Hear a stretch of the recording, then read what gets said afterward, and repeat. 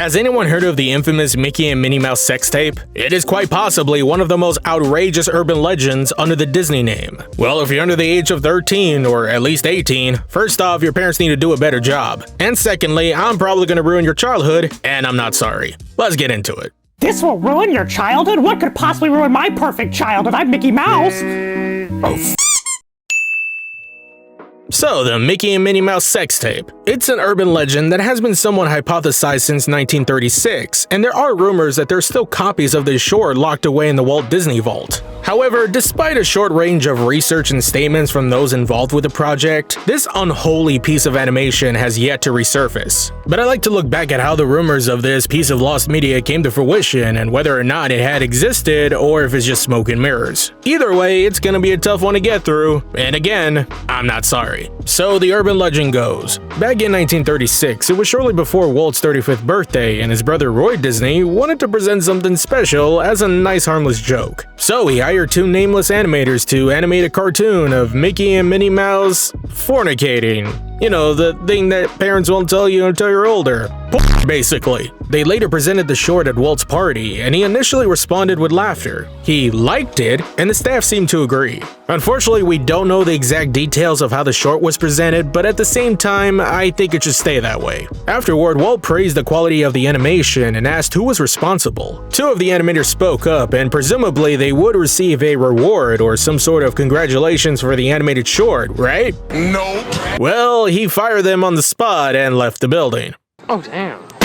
Oh, I guess he didn't take it too well then. It was later claimed that he ordered all copies of this animated short to be destroyed, although it is unknown to this day if any of the copies of the sex tape are still around. And it seems unlikely that a copy will resurface, especially since it's been over 80 years and it has never left Disney property. The only sources that recounted the story were in a 1994 book by Mark Elliott called Walt Disney Hollywood's Dark Prince, and 1995's Secret Lives, a television documentary that didn't really paint Walt in a positive light. Mark Elliott, a biographer for Walt Disney, briefly specified the story in the documentary when discussing the workplace at the time. It was Disney's birthday. A couple of animators made a film of Mickey and Minnie fornicating and ran it, and everybody got a really good laugh out of it, and it was a very harmless bit of footage, at the end of which Disney stood up and said, that was great, that was fabulous animation. Who did that? And the animators who did raised their hands, and he fired them on the spot. While the documentary wasn't holding back on Disney's dark past, the book, however, received controversy and massive criticism for a mass amount of misinformation and contradictions. It was described by over 150 of the former Disney employees as easily the worst Disney biography. That said, even with very little explained, it still doesn't come close to discovering this lost animation piece. And the only people closest that could provide explicit details about this project would be the two animators that created it, and most likely they're not alive anymore. Now, this could be the case where it's like the story with the unofficial animated short Mickey Mouse in Vietnam, where it was thought to be lost until a copy was found 50 years later in a trash bin on the college campus. So there is a slim chance that a copy of the Mickey and Minnie Mouse sex tape could be found in the most eccentric way, but it's implausible. In fact, even searching for anything related to this rumor, there's rarely information on its existence. The only search results mentioning the sex tape were in a 2014 Reddit post and a 2019 GameFAQs discussion board, which, like my channel, are unfortunately irrelevant to the discussion.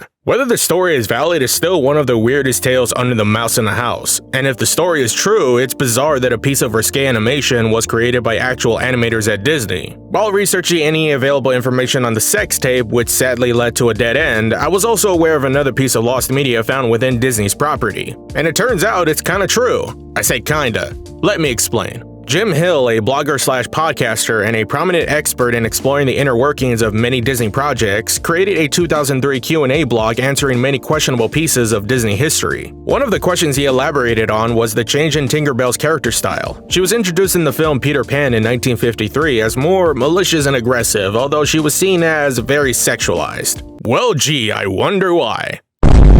I mean, have you seen all the Rule 34 of her? I mean, I don't recommend seeing it, but it's a lot out there. Walt Disney, however, didn't like her appearance and decided to clean her up and make her more family-friendly, mainly for the Peter Pan peanut butter brand commercials, say that 5 times, and as the front face for the promotion of Disneyland. The animation crew at the studio wasn't very keen on the change and decided to retaliate by creating an after-hours project. And that project was a 10 to 15 second short animated film, all done in pencil sketch, of Jiminy Cricket getting his little whistle on with Tinkerbell. Yeah, this little bastard right here. Now the thing is, unlike the Mickey and Minnie sex tape, Walt had no knowledge of the existence of this animation piece, nor did any of his senior officials. Instead, it was shown to young animators who started working at the studio in the late 50s and early 60s. This sequence was supposedly a joke among the more experienced members of Walt's animation staff, nicknamed the 9 Old Men. They would show a screening of all the scenes that the young animators finished, and one of the 9 Old Men would secretly splice in the sex sequence as some sort of hilarious prank. So imagine seeing an animation sequence of cute animals running around enjoying the wonderful world of nature, and then this cricket f***ing a fairy.